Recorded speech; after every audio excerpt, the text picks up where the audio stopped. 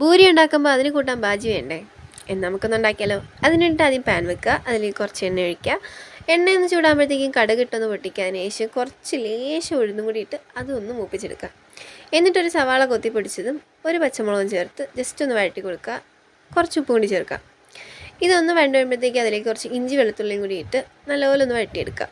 ഇനി ഇതിൻ്റെ പച്ചമണം പോകുന്നിടം വരെ ഒന്ന് വഴറ്റി കൊടുക്കുക. എന്നിട്ട് ഒരു 1/2 സ്പൂൺ മഞ്ഞൾപ്പൊടിയും കൂടി ചേർത്ത് നല്ലതുപോലെ ഒന്ന് വഴറ്റിയെടുക്കുക. അതിനുശേഷം ഒരു 2 കിഴങ്ങ് പുഴുങ്ങിയത് ഉടച്ച് ചേർത്ത് കൊടുക്കാം. നല്ലതുപോലെ ഉടച്ചിട്ട് അതിൽ ചേർത്ത് കൊടുത്ത് ഇതെല്ലാം കൂടി ഒന്ന് നല്ലപോലെ മിക്സ് ചെയ്യുക. എന്നിട്ട് എരിവിന് ആവശ്യത്തിന് കുറച്ച് കുരുമുളക് പൊടിയും കൂടി ചേർത്ത് എല്ലാം കൂടി നല്ലപോലെ ഒന്നും കൂടി ഒന്ന് വഴറ്റിയെടുക്കുക.